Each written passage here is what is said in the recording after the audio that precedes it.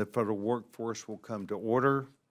Good morning, and welcome to the not only the members who are here today and the staff, but also those people in the audience in support of the discussion that we will have today. Without objection, I may declare a recess in time. I recognize myself for the purpose of making an opening statement. Today's hearing on the Department of Defense's fraud risk management efforts and how they work to combat fraud. In 2024, DOD officials told the GAO that they didn't believe there was much fraud within their department relative to their overall spending. Reports show that DOD spends over $1 trillion annually. So, as you can tell, even a small percentage would be significant. From 2017 to 2024, DOD reported that about $10.8 billion could be confirmed as fraud. $10.8 billion, when compared to $1 trillion, is not as what they would consider to be relative problem. We do. The people who are gathered today, including members of Congress on a bipartisan basis, do consider that $10.8 billion of confirmed fraud is a problem. This figure mostly relies on dollars that were recovered. According to GAO, confirmed fraud and the amount recovered may only reflect a small fraction of the extent of fraud within DOD. To accomplish its global mission, DOD relies on contractors for goods and services. In fiscal year 2023, DOD reported about $431 billion, or 71% of total defense spending, went to contractors for various products and services in support of the warfighter. 71%. For years, GAO has reported that DOD has struggled to accurately account for the government property that contractors possess. This longstanding issue affects the DOD's ability to produce fully auditable financial services, as we have discussed in this subcommittee and in the committee under our young chairman, James Comer, for a number of years. It affects our ability to ensure that taxpayer money is being spent appropriately. And our service members are getting actually what they need because the taxpayer of this country is paying that bill. It affects our ability to prevent bad actors from exploiting vulnerabilities in the contracting system. In essence, it keeps people honest because they know people are looking. There have been some notable cases over the years that highlighted how far fraudsters will go to line their pockets by defrauding the federal government. In the early 2000s, Fat Leonard orchestrated the worst corruption scheme in U.S. naval history. He bribed naval officers to steer businesses towards his company, Glenn Defense Marine Asia. This company offered services to the United States Navy, its ships, and it overcharged the military by at least $35 million. The scheme went on for over a decade. This case is still being investigated so this full scope of damage is going to be put together, and yet today we do not have the final figure. As far back as 2006, Navy criminal investigators opened and closed 27 separate investigations into Glenn Defense Marine Asia. GAO recently reported that DOD's updated fraud risk management strategy does not include data analytics. Data analytics would make it easier and clearer for personnel to verify information and determine eligibility for contractors to receive federal awards. It would also help connect the dots between suspicious activities and those which were legitimate. Had investigators and the DOD contracted personnel using data analytics back to 2006, perhaps Fat Leonard could have been stopped years before. Examples like this are horrible, but fraud within the DoD just doesn't threaten their financial positions, but it undermines the opportunity for them to know what they have, where it's located, and where the service is properly provided. There are real operational impacts that can pose a threat to our service member. One such case involved Defense Criminal Investigator Service involved in working against a fraudster that purportedly falsified documents. These documents, including a fraudulent certificate to conceal the fraudster's company and failure to maintain required manufacturing standards, were for a machine gun part. This financial impact was only $124,000, but the non-financial impact was more troubling. A military engineer testing one of these machine gun parts saw several deficiencies. These deficiencies could have harmed our warfighters, not just in protecting this nation, but also their lives. Our sons and daughters are fighting for our country, and they should not have to worry about whether or not a contracted part for their weapon will function as it was correctly manufactured. This subcommittee is continuing to have conversations with not only GAO, but also those within the Defense Department, including the Inspector General community. We are there to make sure that we work with them. We want to make sure agencies understand their responsibility to make sure taxpayer money is wisely spent. One of our first hearings this Congress was focused on preventing fraud rather than chasing fraudsters who've already run away with taxpayers' hard-earned dollars. Shining a light on contracting fraud within DoD and highlighting some common sense strategies that can prevent this fraud is also what this conversation is about today. Eliminating the amount of fraud within DoD is a hard task, but we are up to that. And I hope that this conversation, as well as those that we're giving to the two witnesses that we have today, where they will understand that we will join with them in making sure that the United States Congress speaks with one voice to say that we don't just expect this to be done, we want it done now. Time must be on our side. At this time, I would like to yield to the distinguished ranking member, Mr. Nfume, for any opening statement he'd like to make. And I'm delighted that you're here, and good morning.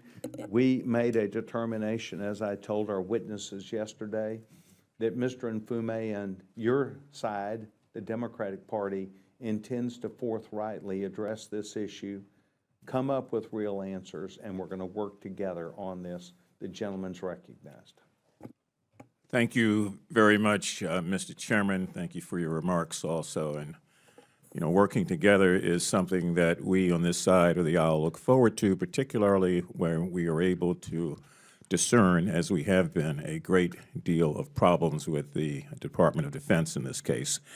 But thank you. I want to say good morning to you and to our witnesses and to everyone else who's here in the meeting room, as well as my colleagues who've taken time to be here today. All of this comes against a backdrop of 7 straight failed audits by the Department of Defense, which is really hard to fathom. Some of you may be hearing this for the first time, but 7 straight audits deserves an exclamation point behind it, because when we're dealing with the largest appropriation within our nation's budget, we deserve to be served correctly. Oversight of the public purse, it really is not a partisan talking point. It is indeed a constitutional promise that we make to every taxpayer and to every service member who wears the uniform. No federal agency, as I indicated, spends more on contracts than the Department of Defense. In fiscal year 2023, it obligated roughly $456 billion, well over half of all contract dollars, and the current continuing resolution boosts defense discretionary spending to $892 billion. It's kind of hard to get your arms around a number like that, but that is the case, $892 billion. When a balance sheet is obviously that large, even a 1% error drains nearly $9 billion from our troops, our readiness, and our modernization. Yet the Government Accounting Office still places DOD's business system on a fraud risk management of, as the chairman said earlier, a high-risk list, confirming that at least $10 billion in fraudulent payments have gone out since 2017, and then further warning us that the full extent is far higher than that. GAO's message is really rather blunt. Until senior leadership sustains a commitment to every defense dollar, all defense dollars remain at risk. The leadership gap should concern this committee, contracting officers across the services, and others. Because although there are many that do historic or heroic, I should say, work, they need clear direction from the top. And right now, that is not where they are essentially getting it. Congress must therefore hold DOD and all of its contractors accountable when fraud erodes readiness, when it squeezes small businesses, and when it undermines the public trust. Disturbingly, the Trump administration has moved us in the wrong direction on this matter because within days of taking office, it fired the DOD Inspector General, the department's chief watchdog, and has since proposed rolling back key acquisition safeguards. You know, speed has its virtues. I don't deny that. But dismantling guardrails and silencing oversight is not efficiency. It is an engraved invitation to fraud. And so as we look at DOD's progress today, I think that our focus ought to be threefold. Number one, drive leadership commitment through every aspect of the agency. Fraud risk management cannot be relegated to the back office. Secretary Hegseth and several secretaries who serve with him must own it, resource it, and insist on measurable results. Number two, modernize the prevention tools. GAO has found that DOD still lacks the real-time analytics needed to expose phantom vendors and collusive bidding. So data must be able to talk to data before the money walks out of the door. I'm not suggesting that's how you fail 7 straight audits, but it's certainly not the way that you pass them. Number three, enforce accountability with consequences. When fraud occurs, suspension, disbarment, and criminal action must be swift, public, and proportional. Anything less rewards the bad actors and punishes all the honest ones. Colleagues, today every fraudulent invoice paid is a weapons system delayed, a housing unit deferred, or a veterans clinic understaffed. When we achieve and maintain the strongest military on earth, we have a clear obligation to make sure that every defense dollar works as hard as it possibly can for the men and women it is meant to serve. So I look forward to the testimony of our witnesses. I look forward to working with Chairman Sessions and my other colleagues on both sides of the aisle here to try to find a way, how do we translate all of their insights into some sort of concrete reform, because reform is clearly needed. With genuine leadership commitment and a vigilant congressional oversight ongoing effort, I think we can safeguard, or eventually we'll be able to safeguard, procurement, protect the taxpayer's investment, and then, of course, strengthen our national defense. Without it, we do a disservice to the American taxpayer. Without it, we do a disservice to the men and women who put on a uniform. And without it, we give up the obligation that we have to make sure that waste, fraud, abuse, breaking the law, finding ways to skirt the process, and then ultimately making a profit off the system, that will be with us forever if we do not act and act swiftly. So I want to yield back and again thank the chairman. I want to thank the members present and all those who are here out of a genuine concern to find a way to straighten out what has been a very nasty, ugly problem affecting our Department of Defense. I yield back. Mr. Mfume, thank you very much, and not just for your conversation, but remembering and seeing as you look up today.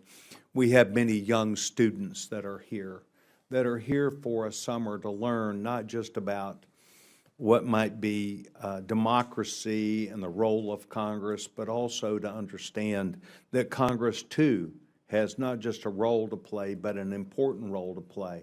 And it's my hope that they see that we have two people, not just Republicans and Democrats, but two people who are equally committed to the needs to make sure that their future is brighter and better also, because they, while they may be voters now, they soon will be taking our place and want to tell the story about their future. And it does reside around the national security issues of the United States military. And I want to thank you very, very much. I would ask unanimous consent that Congressman Andy Biggs from Arizona be waived on today's hearing for the purpose of asking questions. Without objection, so ordered.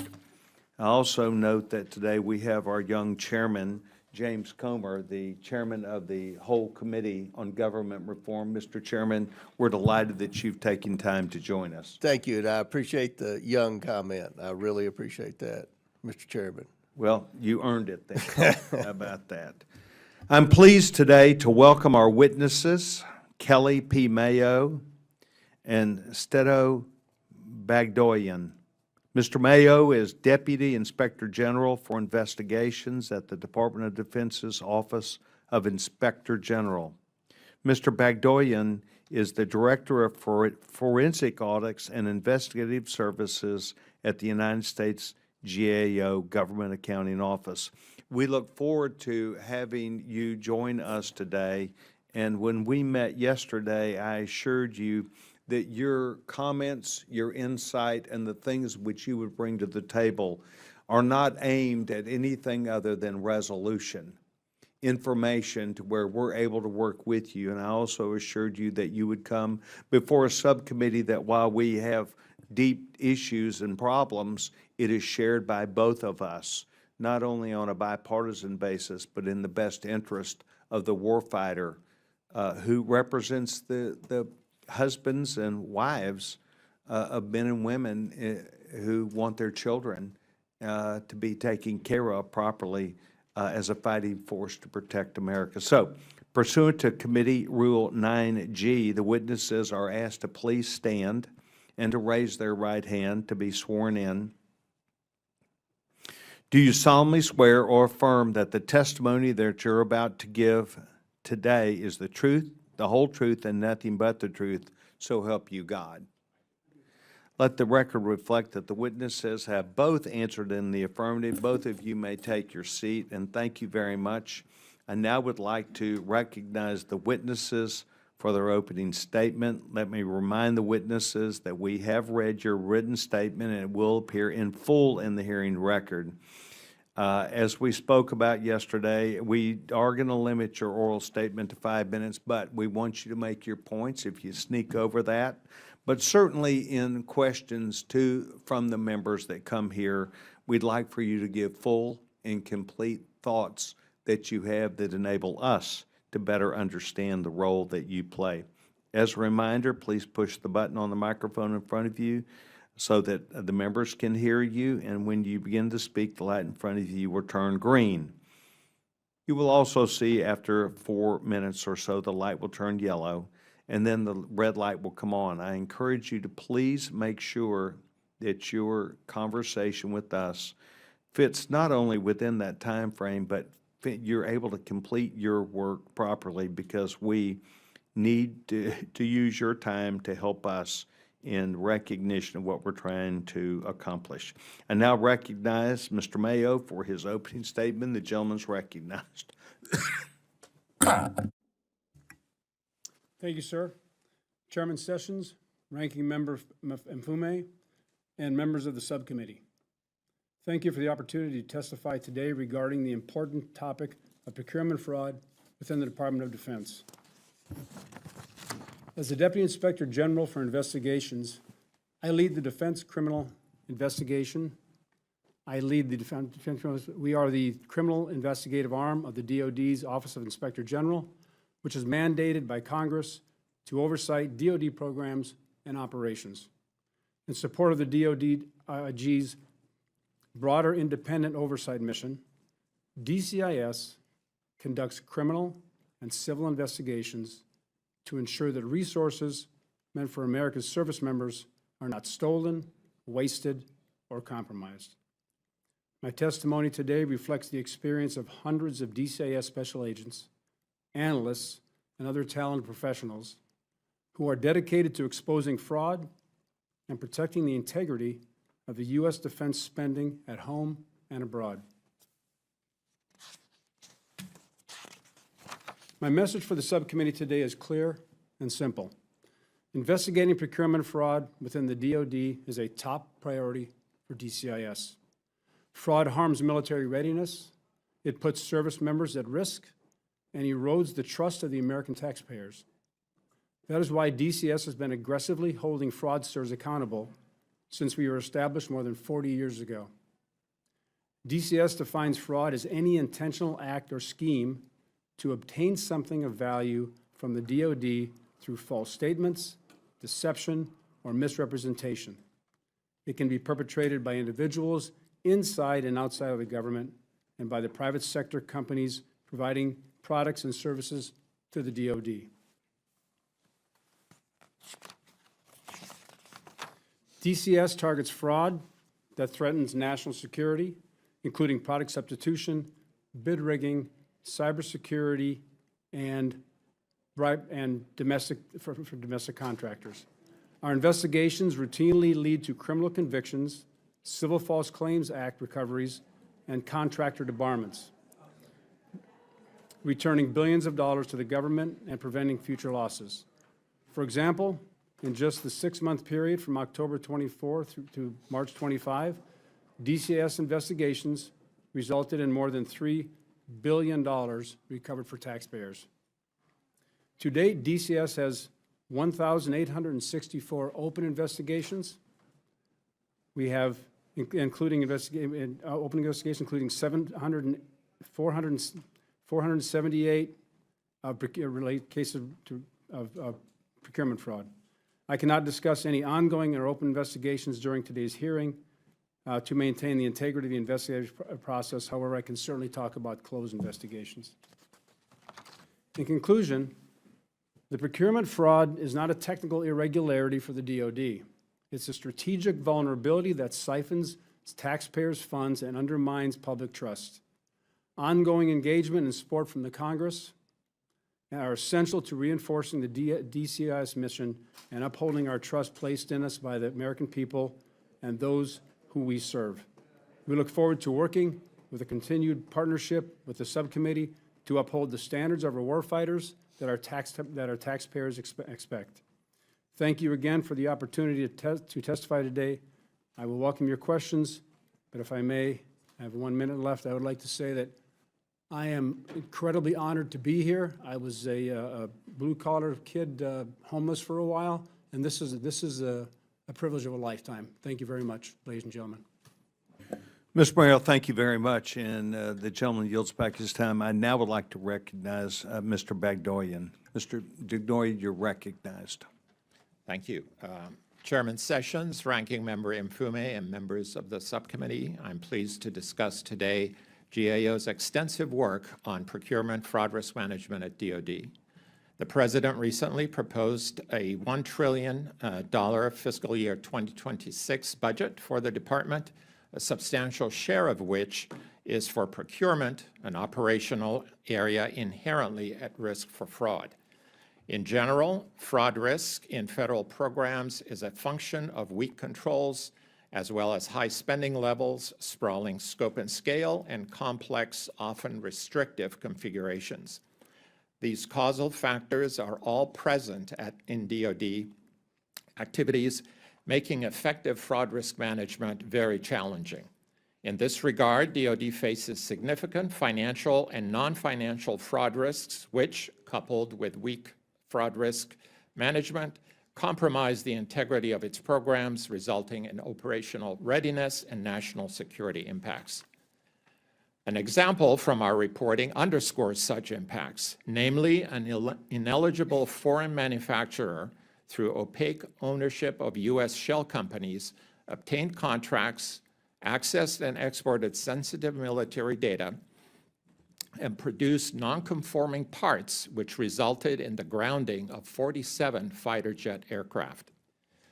My remarks today aggregate the results of 3 GAO reports since 2019 on DoD procurement fraud risk management, the addition in February 2025 of fraud risk management to the existing DoD financial management area on GAO's high-risk list, and recent related GAO testimony before the subcommittee.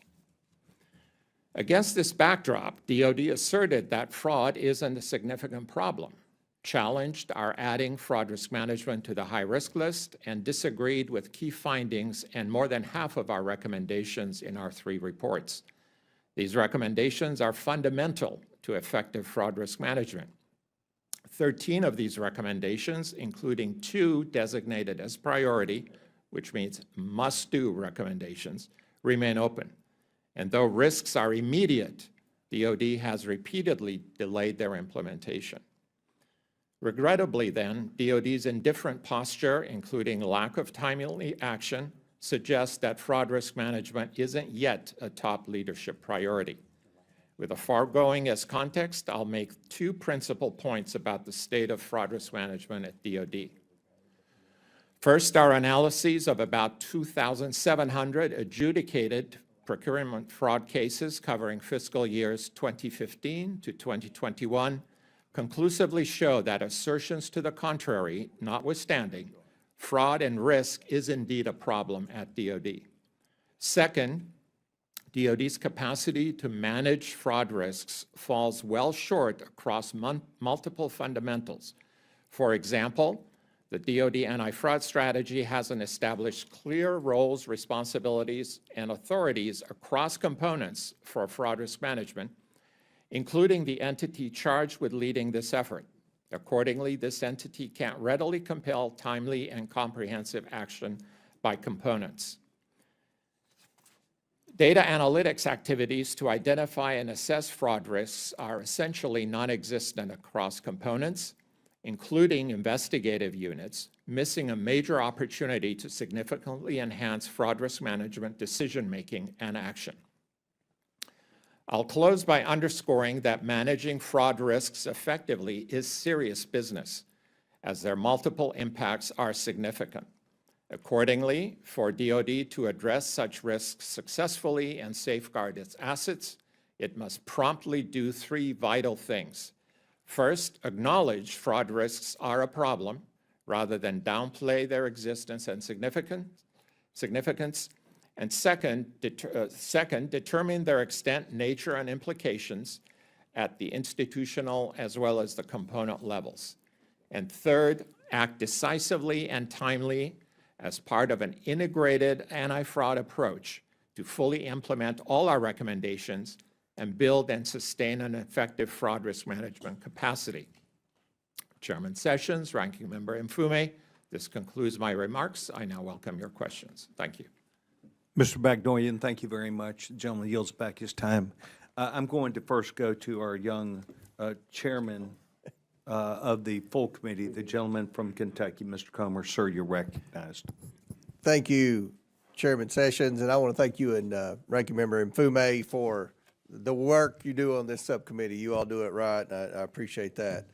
My first question for both witnesses, I assume you all will both agree that fraud is a problem at the Department of DoD, correct? Yes. So do you, sir, Mr. Bagdoyan, do you have an estimate of how much fraud there is at the Department of Defense?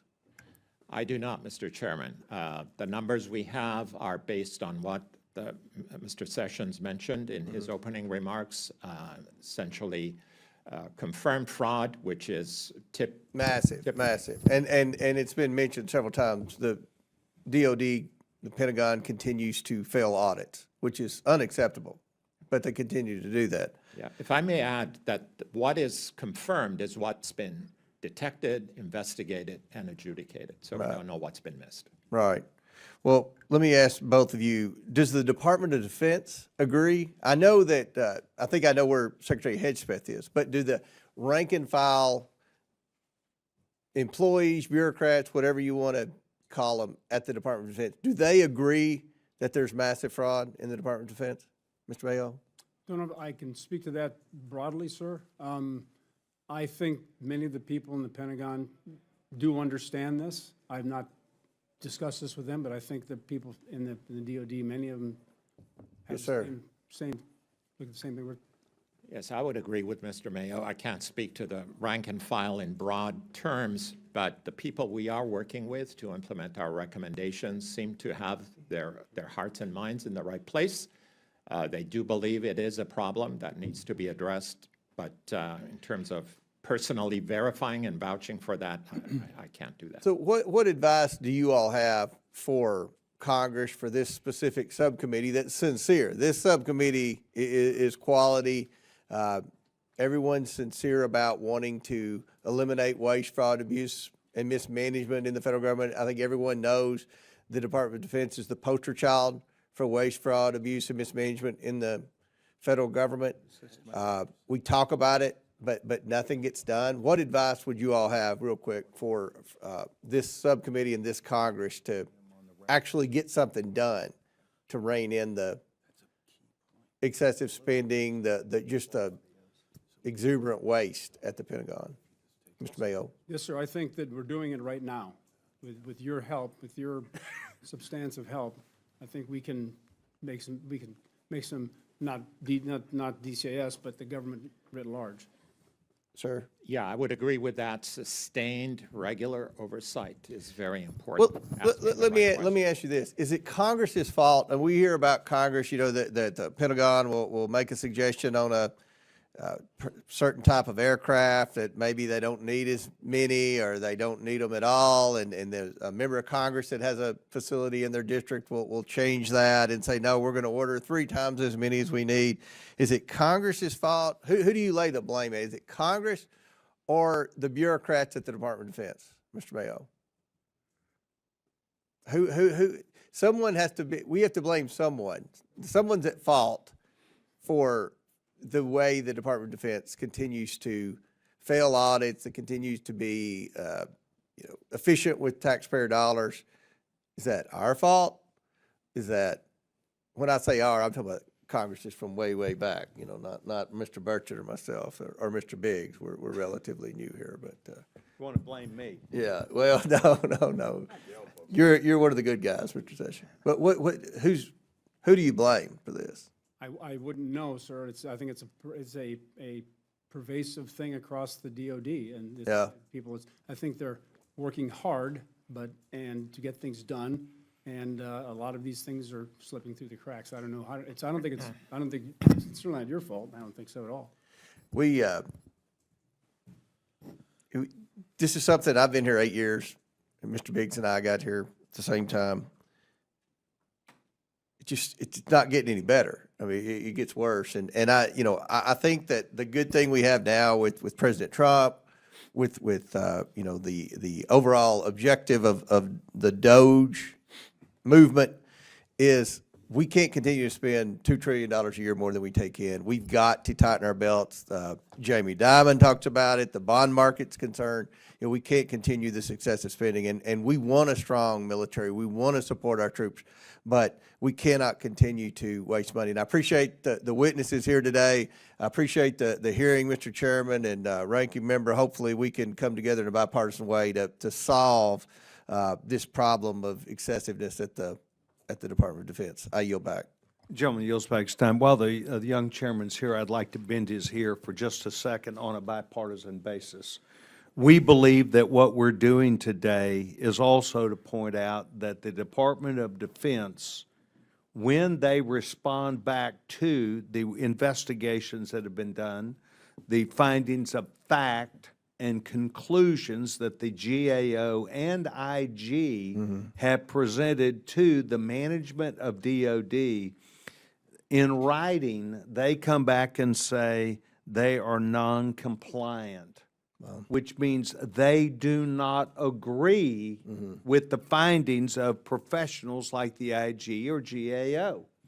And so while you are worried about, and we are too, what we spend, we are more concerned that they ignore that fraud is present in this. Right. And you will find that as a result of this hearing today, Mr. Nfume and I will be requesting you and the ranking member of the committee join us in going across the river to DOD to make sure that they understand that this is unacceptable and that they've got to understand there is fraud.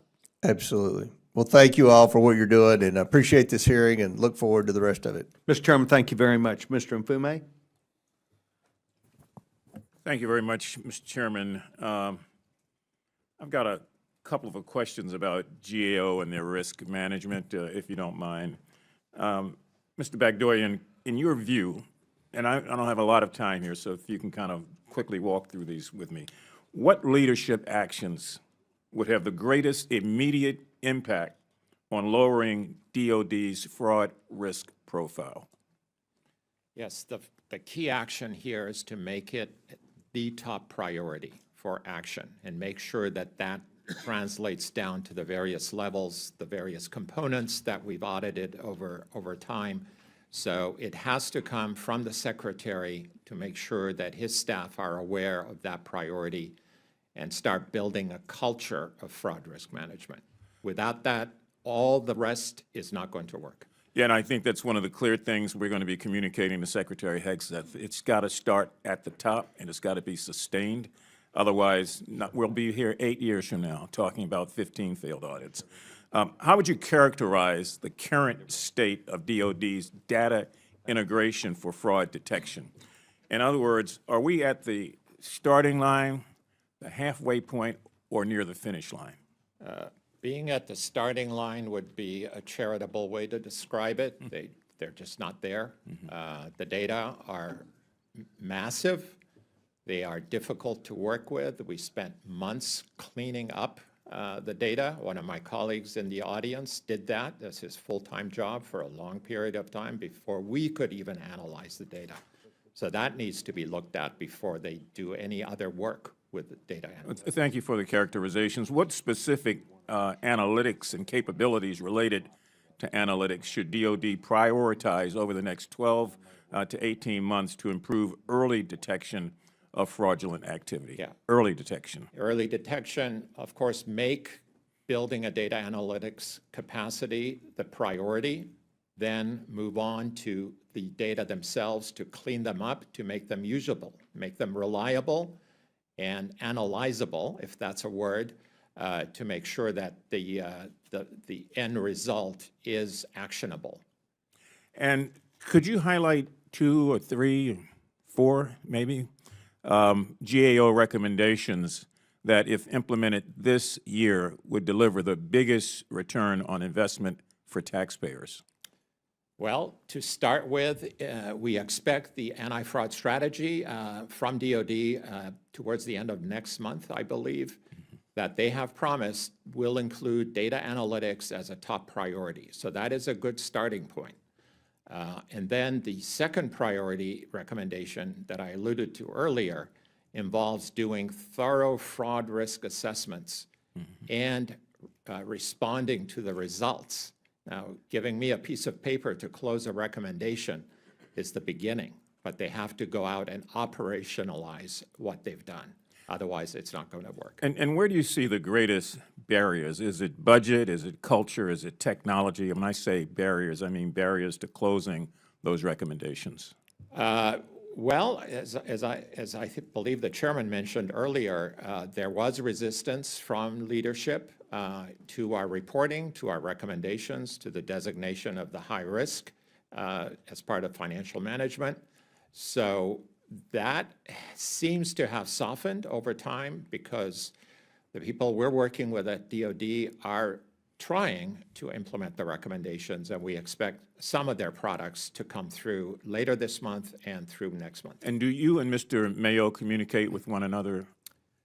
We met this week. I expect that we will be in touch, yes. Yeah, I think it's important. I mean, I sense his sincerity and yours, but unless there is some sort of communication here, you know, we're still taking baby steps instead of giant steps. I have one final question. Do you see any new emerging fraud schemes that perhaps are enabled by new technologies? In other words, how do we stay one step ahead of the bad guys who are finding ways through technology to evade capture?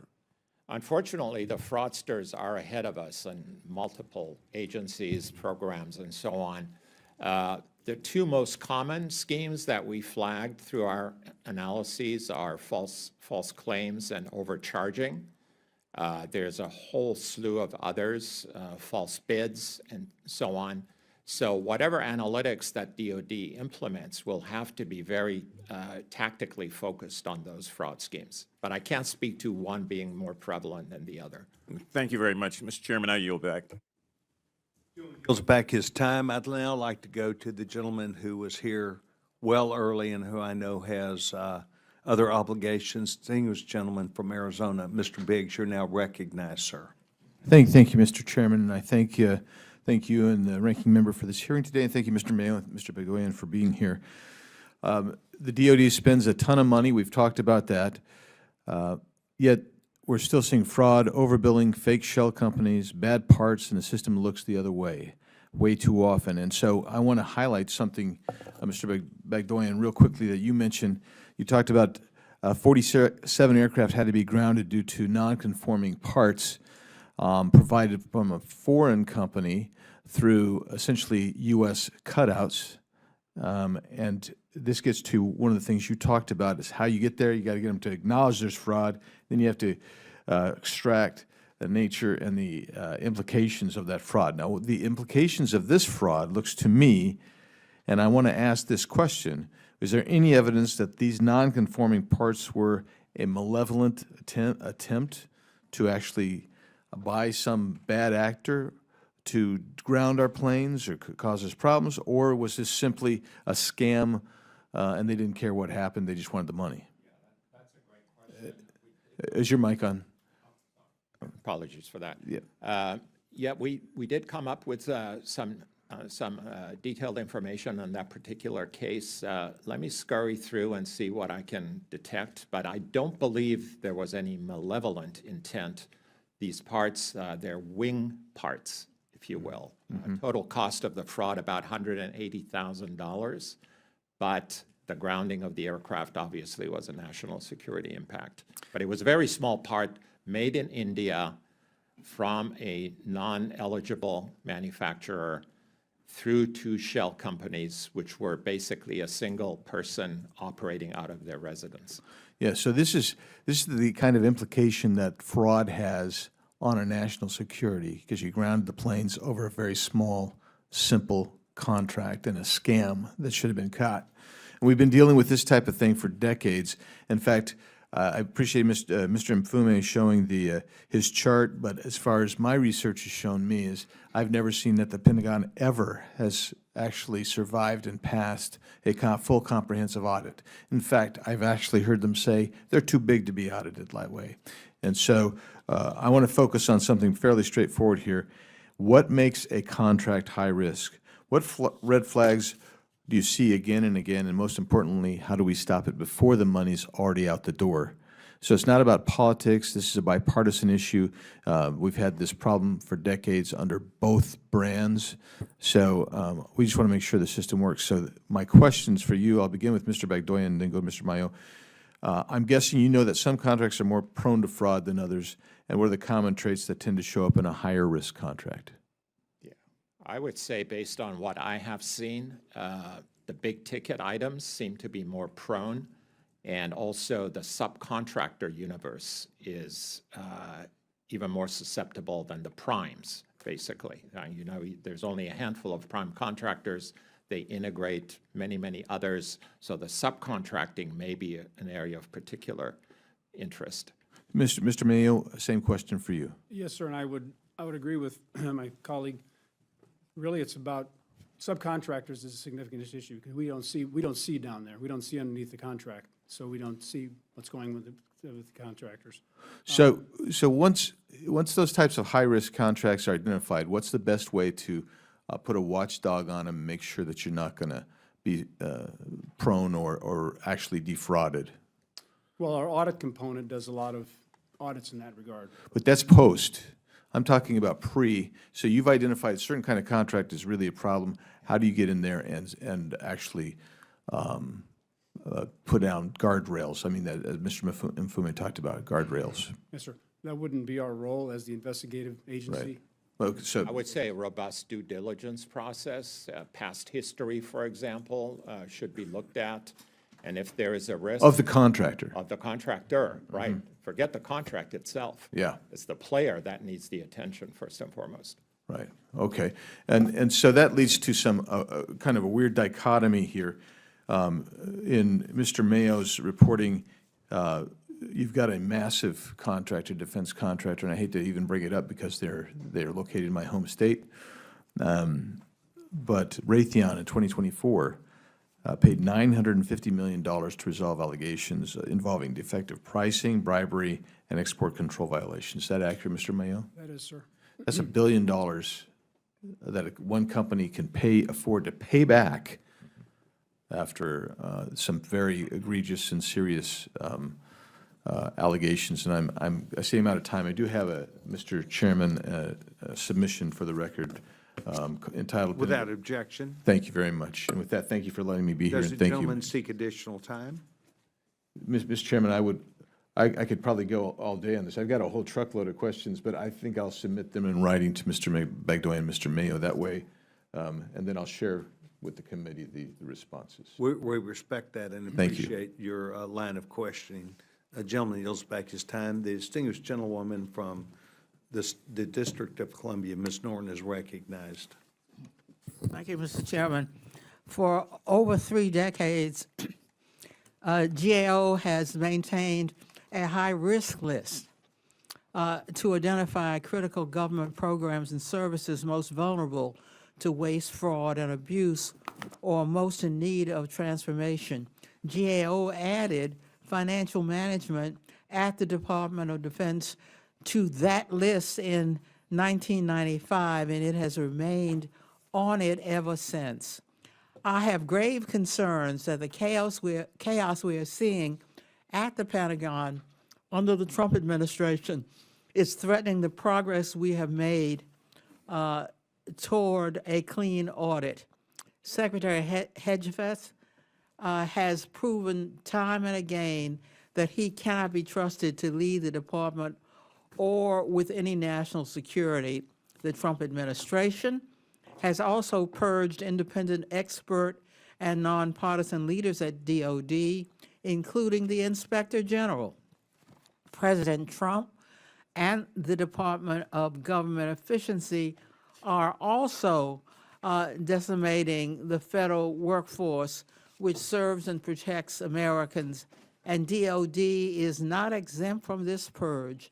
Secretary Hedges has announced plans to reduce DOD civilian personnel by 5 to 8%, which will result in tens of thousands of jobs being cut from the department. Mr. Mayo, would you agree that having adequate staffing is important for carrying out your office's important work? Yes, ma'am, I would agree with that. Mr. Mayo, have you had any staffers accept the deferred resignation plan that the administration offered? Yes, ma'am, we did have some people that left. Mr. Bagdoyan, has DOD's speed and responsiveness improved in recent months? Speed and responsiveness to recommendations, for example. Not sure I understand your question fully. Apologies. It's like DOD responding to GAO's requests. Yes, we have seen some improvement in that regard. Things are still delayed, but they were delayed over the 5 or 6 years of our auditing. So it's been a pervasive problem.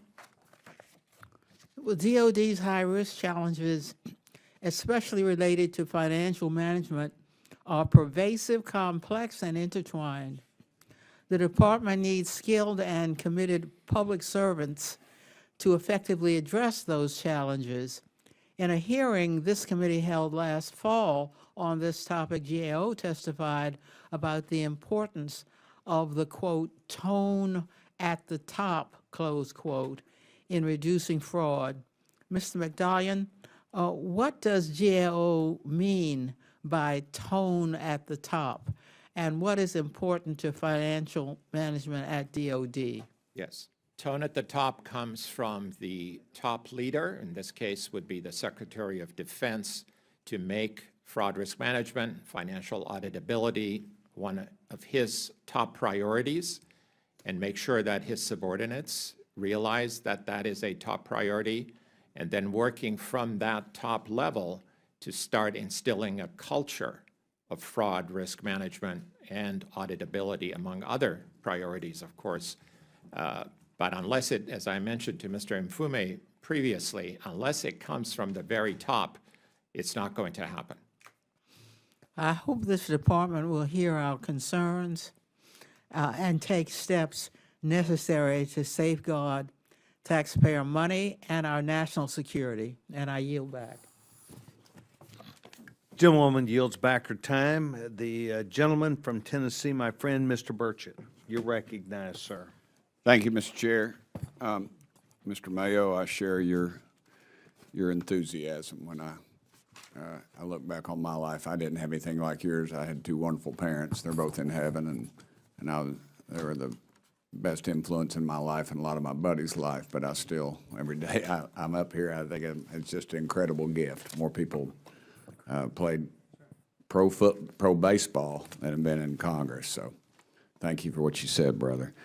You know, I think fraud is just a part of the military heritage almost. My daddy was in the Pacific in the Second World War, and, you know, they know they're going to be in the tropics, and it's going to be raining, and it's going to be hot, and they had this old crappy rain gear, didn't keep you dry, and it was just a nightmare. And they never fixed it. They had guns that didn't work correctly. Looked like they were made by a committee in Washington, not by somebody in combat. You know, and currently we're building aircraft carriers, and everybody will tell you it's not going to be my daddy's war. The Japanese aren't going to bomb Pearl Harbor. 6 to 8 months later, Americans' might is not going to roll out across the Pacific and destroy a very evil enemy.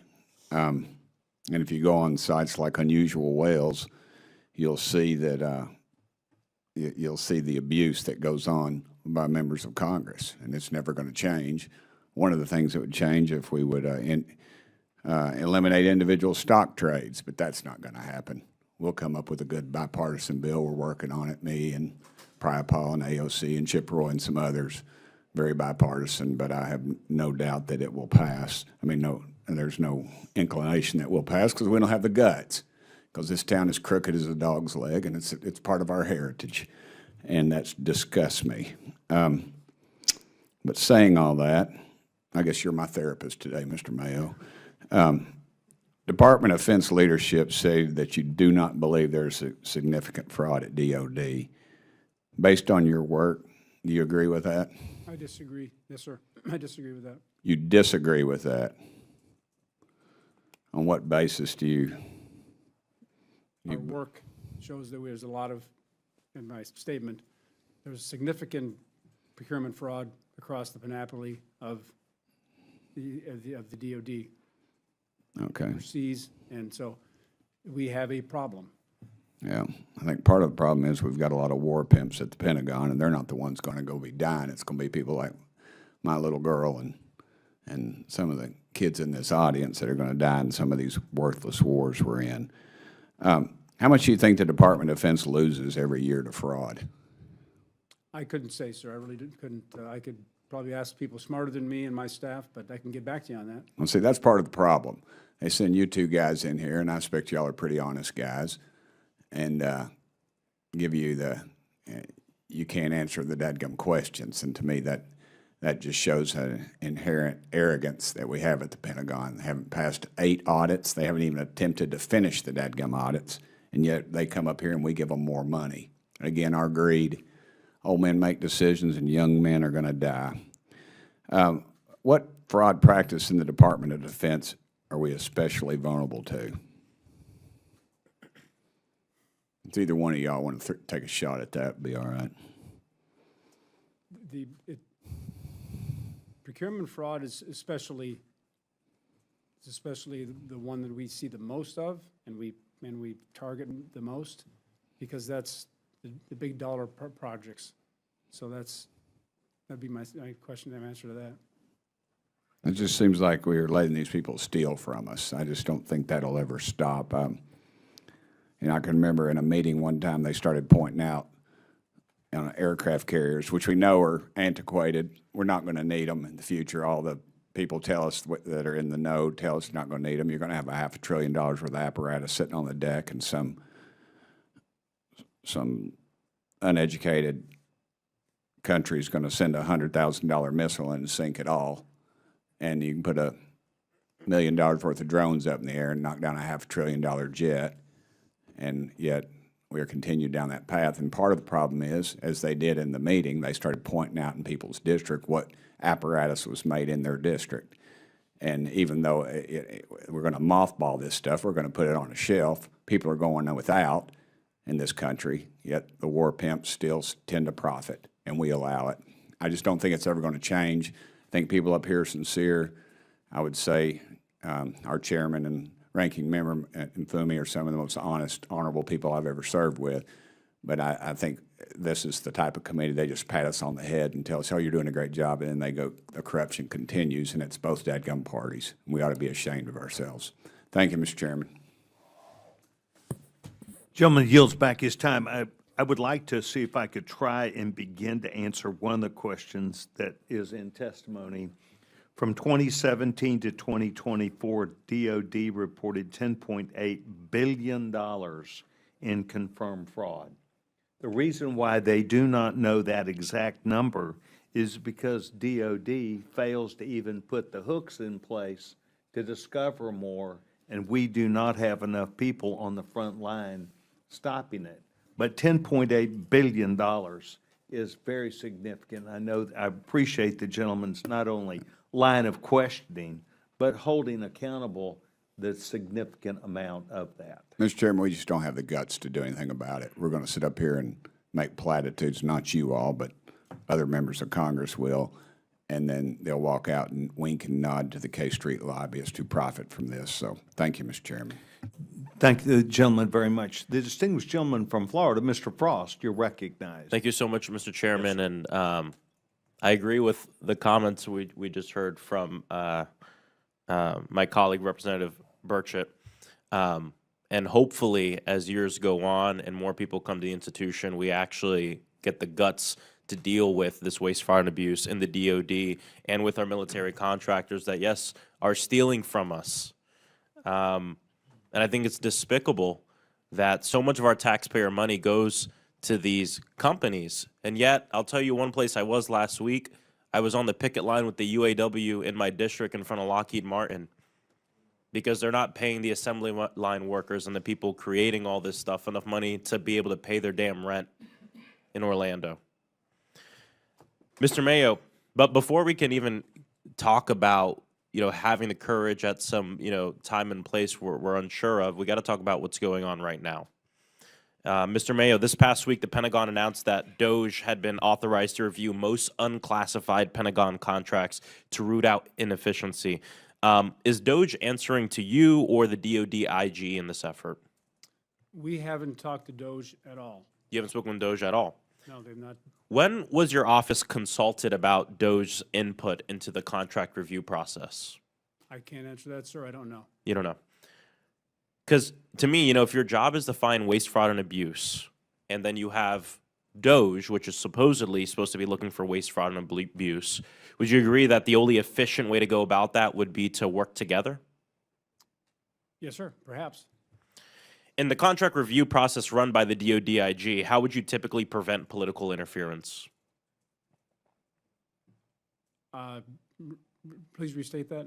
In the contract review process that the IG's office runs in DOD, how do you typically go about preventing political interference? I have no answer for that because that's not part of what we do, but I can certainly get back to you on that and get some. So do you have any idea of how your office is ensuring that DOJ has the strongest controls possible to prevent this kind of abuse that we're talking about?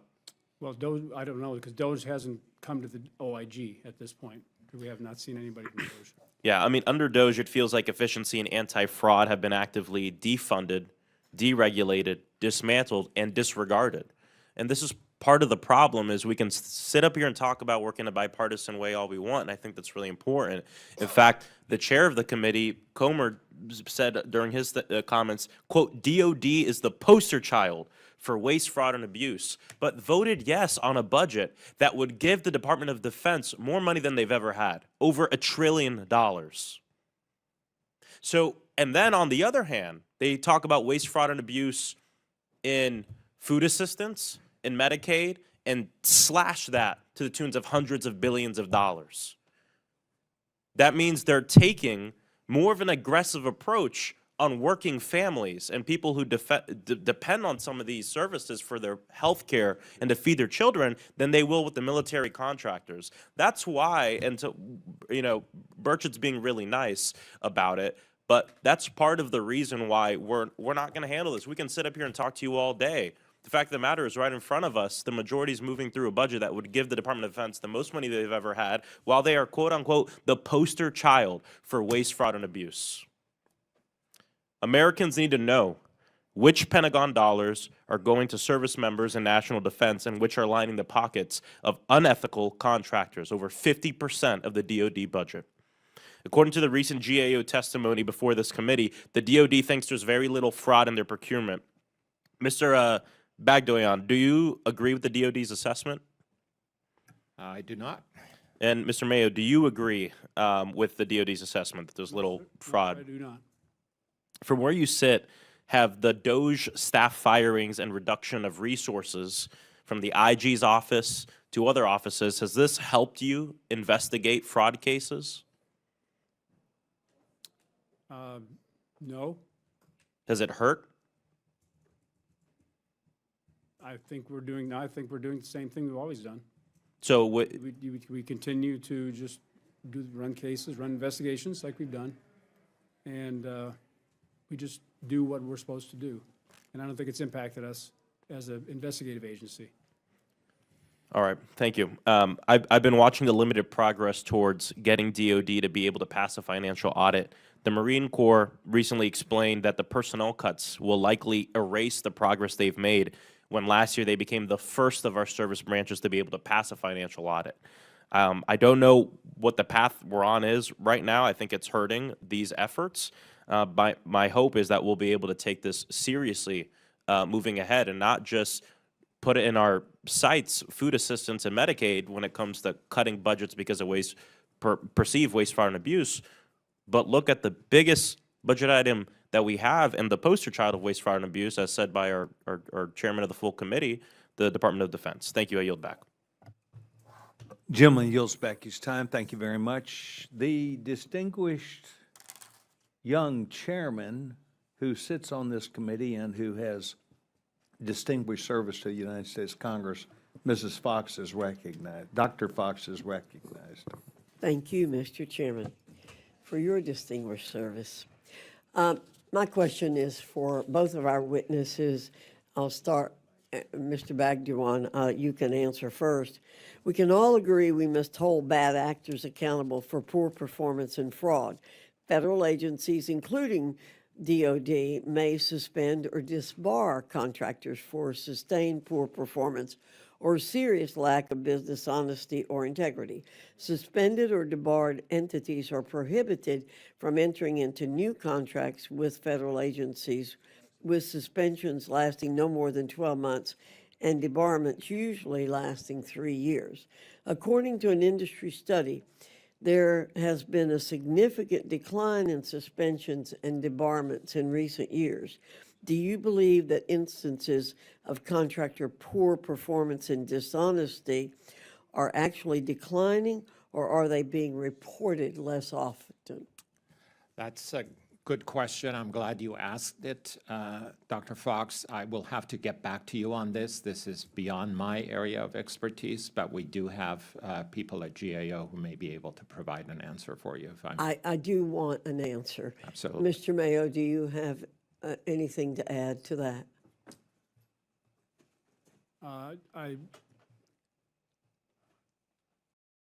It doesn't, it hasn't impacted us, and so Okay. I think you're probably correct.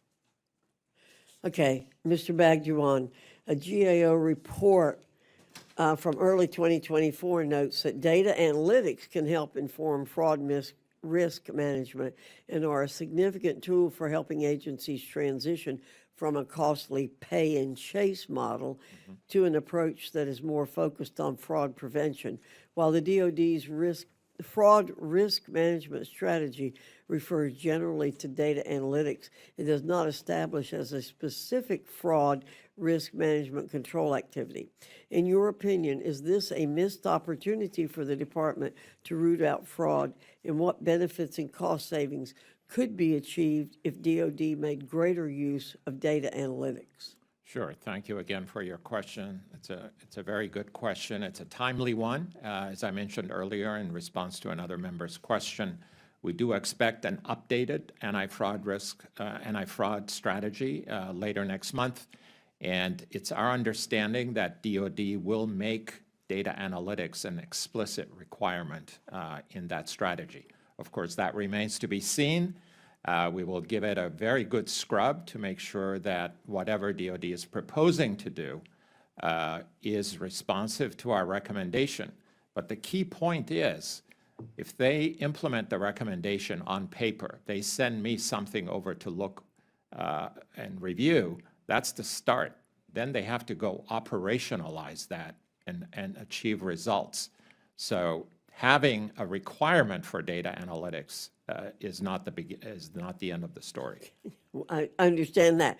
Well, what do you think is the biggest obstacle for DoD identifying cases of fraud or abuse before they occur? Is that lack of having analytics? That is a significant part of it. Also, it's the commitment to look. If you don't acknowledge you have fraud, then you're not really going to bother to have controls in place to figure it out. Are you aware of other federal agencies doing a good job fighting procurement fraud? And if you do, what lessons can we learn from those examples? Sure. Unfortunately, I've been doing fraud risk management work for about 11 years now at GAO, and many agencies, big, intermediate, and small, struggle with this. But one of the ones that we have pointed out as being a success story is the Export-Import Bank of the United States. They started a tone at the top, made it a priority, and then took all the steps necessary to implement fraud risk management capacity. We are in the process of starting a mandated review of where they are, and we should be reporting on that sometime next year. So we will go back and make sure that what they did put in place remains effective. Thank you. Mr. Chairman, I think what Mr. Bagdoyan especially has pointed out is that there has to be the willingness to look for the fraud, first of all, and there's a need, I think, for us as an oversight committee to stay on top of this issue and to push for that. You know, it's really, really sad that so many people who work for the federal government do not understand that it's the hardworking taxpayers who provide the funds for these programs, and that all of us deserve them to have that attitude where they want to save every penny. I have that attitude. The people in my office have that attitude. And somehow or another, we have to infuse the entire federal government with that attitude. Thank you for your indulgence, Mr. Chairman. Gentlewoman yields back. To clarify a little bit of what you've spoken about, which I think is on point, and that was yesterday when I met with both these gentlemen separately, I asked the question that was asked by Mr. Randall, and that essentially was, do you believe that there is a problem?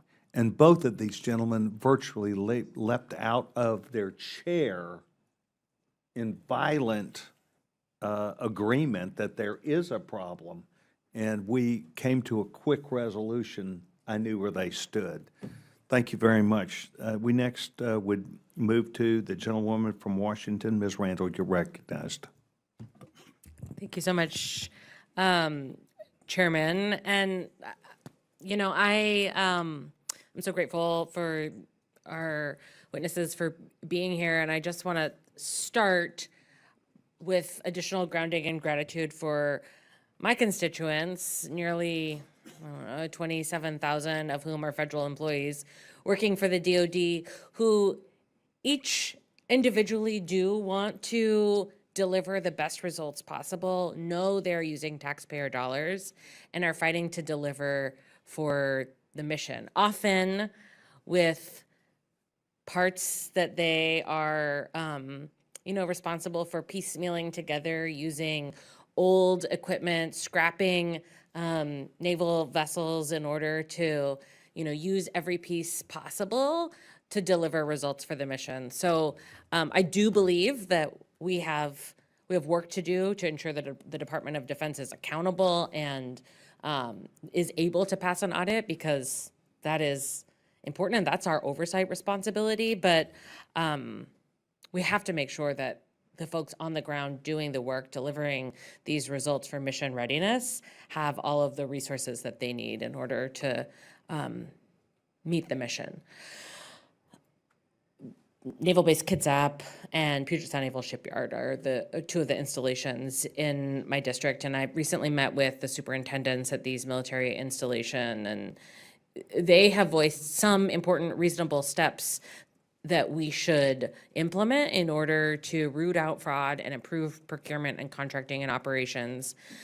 But there are steps that should be done not with a chainsaw, but with a tactical approach that we're not currently seeing with the DOGE efforts to slash a budget and infuse additional dollars into Department of Defense without real thought to how we deliver these mission critical efforts.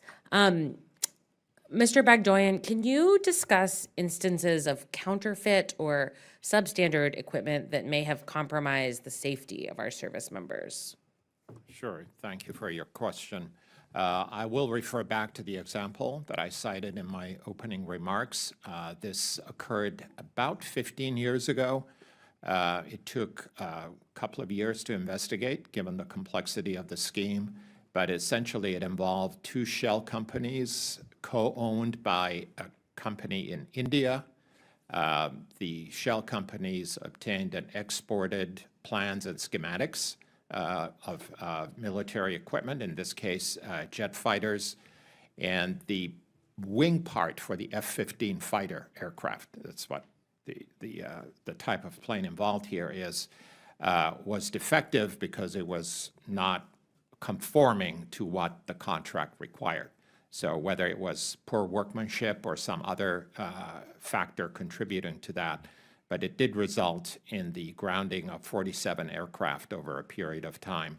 And it involved not a lot of cost, $180,000 if I recall correctly, but I'd be happy to look into some more details and send them over to you if you like.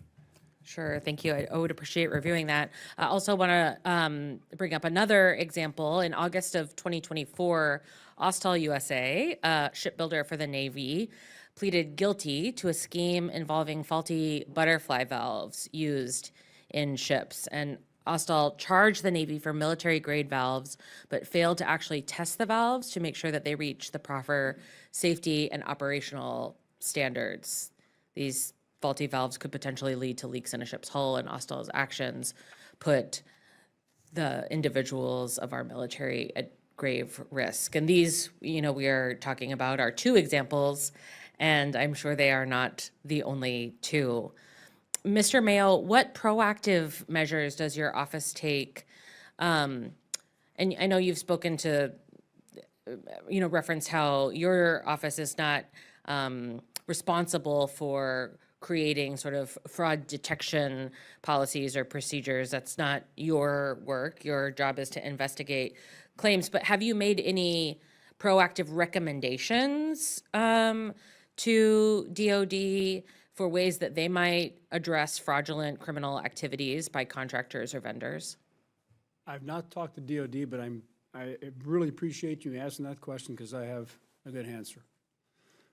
In 2017, I came on board in 2016. 2017, I saw the need for data analytics, and in the succeeding years, we now have an organic data analysis that we utilize. It's not predictive of crime, but it has tools that we can help with our investigations, and that's organic to DCIS. So I wanted to highlight that for the people here. So, and that's what, so we do have that capability, and we have some very, very smart people that do these things.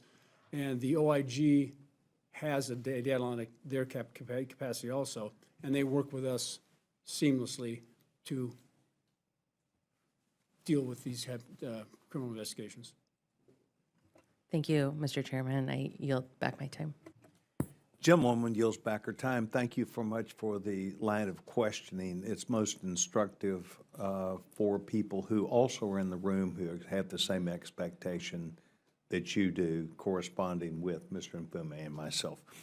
We next go to the distinguished gentleman from Denton, Texas. The gentleman, Mr. Gills, recognized.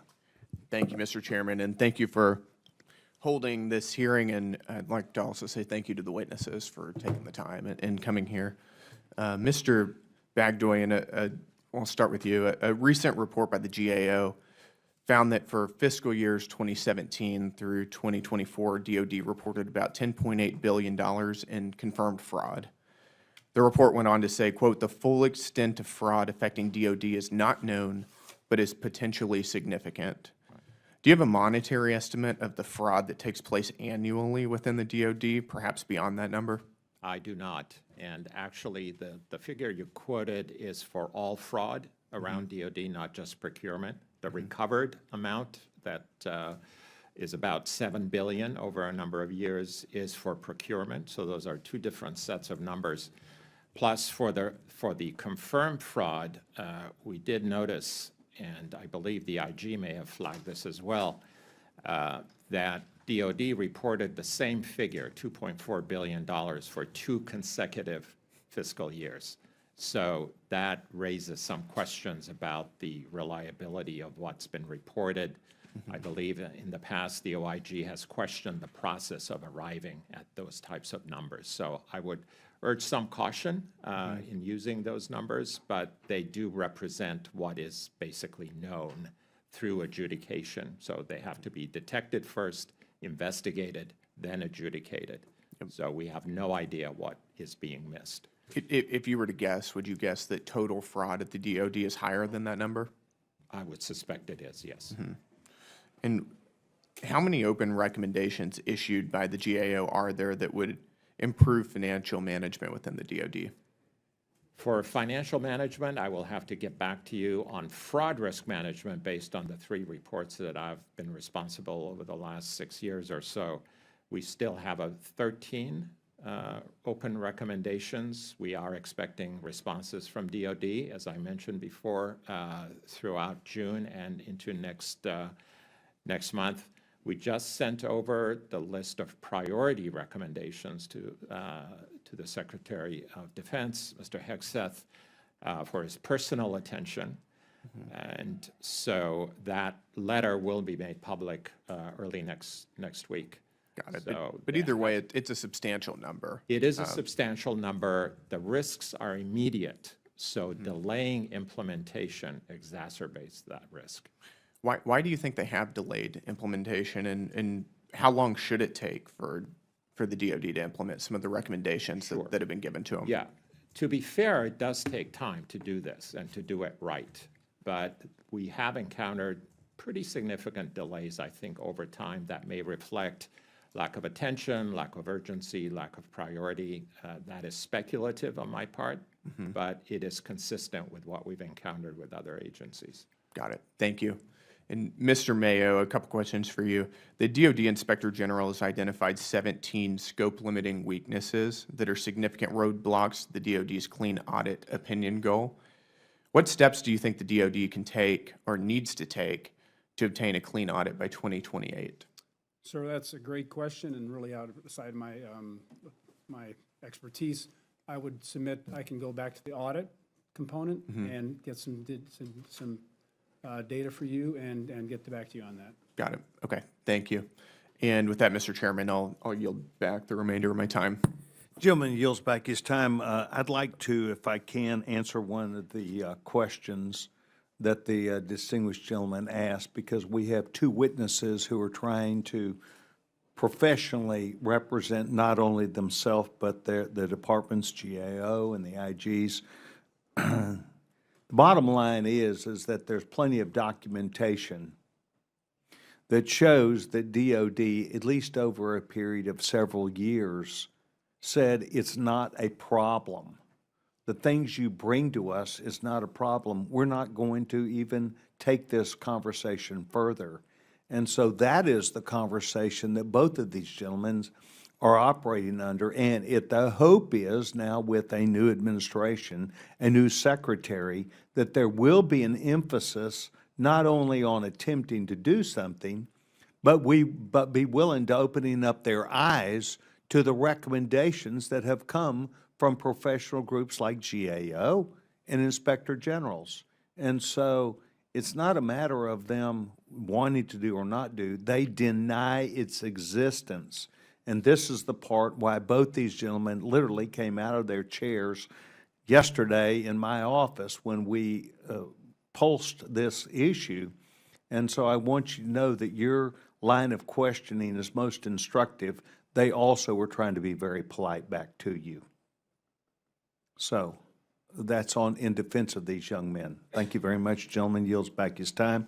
We now move to the distinguished gentleman, the young chairman from Alabama, Mr. Palmer.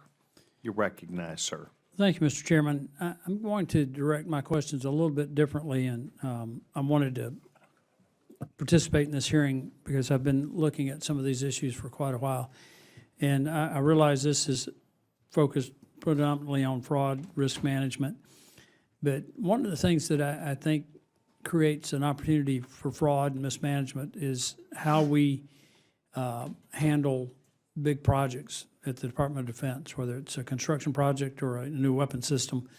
And I just want to ask each of you to comment on this if you think it's you're able to do that.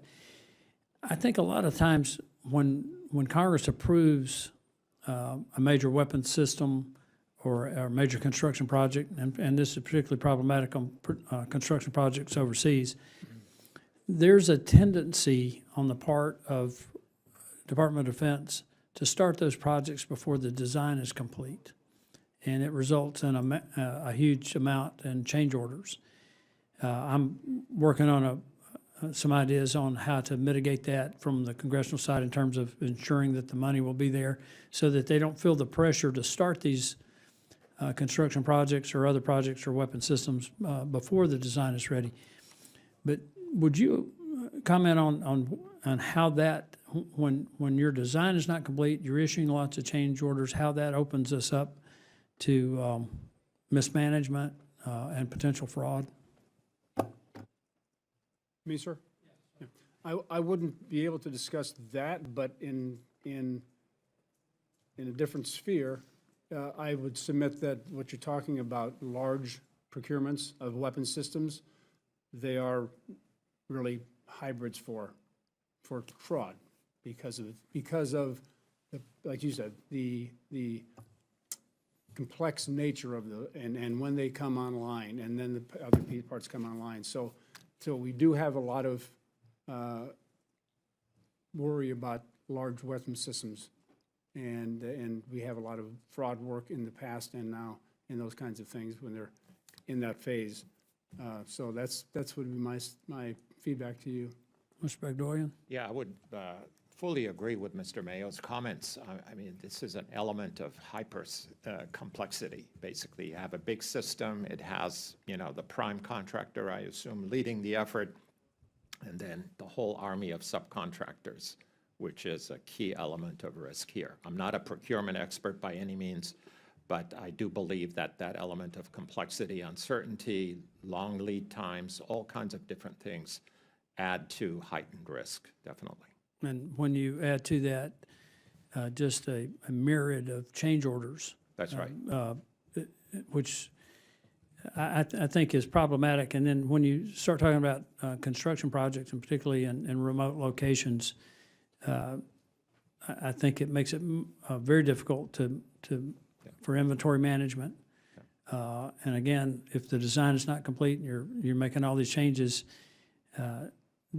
isn't that an area where we need to really bear down? And Mr. Chairman, I've been giving quite a bit of thought to this, and I've actually been thinking about this for 6 or 8 years about how we appropriate for major defense programs, and maybe thinking about saying that if a program design, if the project design or the weapon system design is not ready, that we carry the funding over into the next fiscal year, so that we give the Department of Defense time to get the design right. And I think that will reduce a lot of the fraud and mismanagement and save us a lot of money on that area, in those areas. And Mr. Mayo, Mr. Bagdoyan, you can comment on that. And you may have already commented sufficiently, but that's one of the areas where I really want to focus, Mr. Chairman, in terms of trying to reduce the amount of waste that we have in our defense procurement programs. Yeah. That I'll be happy to yield back.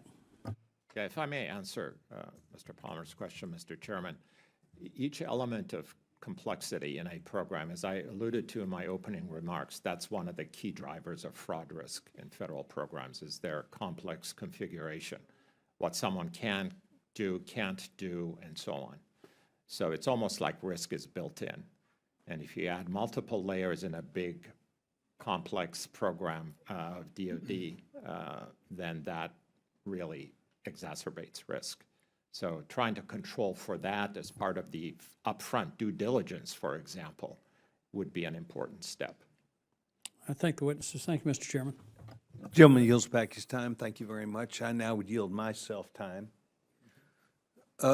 Gentlemen, thank you very much. This time that we are spending with you is just one of many areas where this subcommittee, including Mr. Mfume and myself, are concerned about not just waste, fraud, and abuse, but also misdirected payments. And we have looked at and determined that it's a government-wide problem. And while there is discussion necessarily up here that could be a disagreement between the parties, something called DOGE, which is government efficiency, is a necessary item whereby we bring in fresh eyes to look at actually the data and information that most of the time Congress and perhaps even you do not see. And that is an observation about the amount of money that flies out the door. One of the most instructive things that I have learned is that there is approximately, at this time documented, some $400 billion that went out from big government. We're talking about all the agencies, some $400 billion that went out the door from the day after the election to the day that President Trump was inaugurated. And it was a determination made by someone to move forward on decisions to spend money, knowing that there needed to be a review, knowing that waste, fraud, and abuse not only existed across government, but that it increasingly was an issue that they were challenged with. And so regardless of that, I think it's important that you have confidence that Mr. Nfume and I, not looking back to blame someone, but rather moving forward, we want to hear from FEMA. We want to hear from DOD. We want to hear from the newest of the secretaries and those management organizations. What are their plans? How do they intend to structure now based upon information that I think DOJ has provided, that have become public, that are not hidden, that are not whispered about, but that become generally available? And so I want you to know that both organizations, Inspector Generals, Mr. Mayo, Mr. Bagdoyan, the GAO, that you represent organizations that we will continue on a bipartisan basis, both of us, to look at, and instead of looking back, we will have the vision to how are we going to fix it. You both have specialized in DOD. You've heard person after person this morning to describe to you our desire to engage the Department of Defense at the highest level, not levels, level, and to extract from that person, once they are able to understand, not just from DOJ, but also your accounting, of the significant impairment of a delivery of dollars and material and equipment that would be available to the warfighter. And I just want you to know that the conversation today, as you go back home tonight or as you have the conversation among your colleagues, it is a bipartisan issue. It is seen very many times the same way.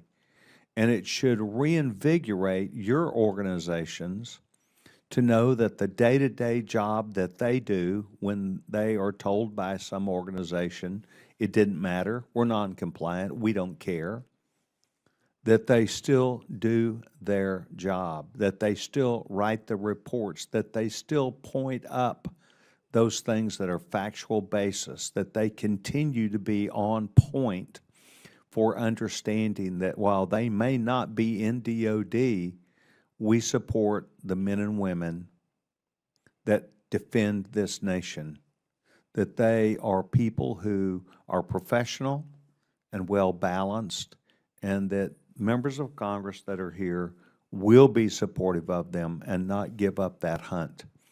So to both of you and your staffs that appeared in my office yesterday and the hundreds of people that work for you, please reinforce to them that they are part of the answer, not the denial of a problem. I want to thank both of you for being here. I'm now going to move to the distinguished gentleman from Maryland for any closing comments that he'd like to make, and then I will do same. Gentleman's recognized. Thank you again, Mr. Chairman, and my thanks obviously to both our witnesses for being here and for being as forthcoming as you could be. I think one of the things for me at least is common sense, which is not always common, as we know in life. And it just would appear to me that with these ongoing failures to meet an audit, with huge fraud being publicized as it was just recently in the Raytheon case, where they agreed to pay $950 million, not because of an error, but because they got caught. And when you consider also the fact that this conversation predates many of us on this panel, it just goes back years and years and years, and when you consider the fact that all branches of the service, save the Marine Corps, continues to find ways not to be compliant with basic law, and when you hear GAO report as it's done today and it has done previously about all these things that are going on, common sense tells me that it is important for the Secretary of Defense to speak with a clear tongue and a clear idea of what has to be done down the ranks. That's where the order has to come from. We know that with respect to the Marine Corps, it was testified here in previous meetings that the Commandant said, look, we're going to do it this way, it's the right way, and anybody that doesn't do it that way is out of here. I think we need the same kind of determination and the same kind of commitment from, as the chairman said, the top level, which is Secretary Hegseth. And I would hope that he would come before this committee and be prepared to talk about what we've been talking about now for years, that he's inherited this and what he plans to do about it. I'm glad to hear about the Export-Import Bank. I didn't know that they had kind of established a pattern that could in fact be something that could be looked at by other parts of DOD and other agencies. But we've got to find a way to ask ourselves, why does the Department of Defense, for years, continue to be on the high-risk list? People come in, they go, secretaries die, they move on, and this is an embarrassment. It's an embarrassment, and it's thumbing the nose of the government right at taxpayers. Our taxpayers really want to expect that if we're going to be, as we say, efficient, that we're doing something in a real way to be efficient. I mean, DOGE, with all due respect, was this committee. This is what we've been dealing with for years and years and years until all of a sudden there was a new entity, DOGE, that claims to be doing exactly that. We've got the playbook, we've got the information, we've got the data, we've got the research, we've got the examples. So this is sort of like reinventing the wheel for no necessary purpose, and at the same time not being able to deal with the real question of, in this current spending resolution before the Congress, we're prepared to be voting on a package that includes $892 billion for the Pentagon, which is why I have opposed that spending package altogether, because you can't do that and at the same time cut money, in my opinion, from Medicare and say you have to cut it when you really don't have to. What you need to do is tighten your belt and find monies elsewhere, like within this budget that we continue to see talked about over and over and over again. As I said before, the budget is so large, just a 1% error is the equivalent of $9 billion. We should not take that lightly. And, you know, I'm going to say it again, Mr. Chairman, I swear I am tired of saying this over and over again, and like you are, and I really appreciate your efforts here. We want to see progress. And if we don't see progress, I think we've got to go before the full Congress and to argue and to forcefully debate and to make the case that no action is not sufficient. So we've heard the stories today, and we know that in many respects people are wondering, how are you going to cut this? You're going to cut SNAP assistance for children and women. You're going to reduce Medicaid, Medicare. You're going to threaten, even though it's not been said yet, to make Social Security unstable. Just the thought of it being unstable causes problems. And then you look at what's happening in the bond markets and what's going on with investors and other countries around the globe as they look at our credit worthiness and whether or not we, in fact, mean what we say. So I'm going to get off of my little soapbox. I just can tell you that this is bad. There's no justification for this whatsoever. Thank you, Mr. Chairman. I yield back. Gentleman yields back his time, and I want to publicly once again thank the distinguished gentleman for not only working with us and with me, but for your insistence that we can make progress. And I think that it's important that the GAO community and the IG community, as well as these organizations in government, yes, I'm talking about Article 2, that they understand that there are several people on the Hill who will not kick the can down the road, that we will decide that a mark has been laid in the road, because it is important that the American people have confidence in what we're doing, because we expect results. So I want to thank the distinguished gentleman. I want to thank both of you. I did this in my comments, but I want to thank both of you for taking time. I find you both not only genuine men of honesty, but of representation of professional product. And both of you took my questions yesterday and have taken them today that we believe must be resolved. And so for your staff and for the people that you represent, we're very proud of the work that you're doing. And I see no further questions from the subcommittee. We will now conclude this hearing, and I want to thank each of you very much. This concludes the hearing of the Subcommittee on Government Reform and Oversight for Federal Government Operations and the Workforce.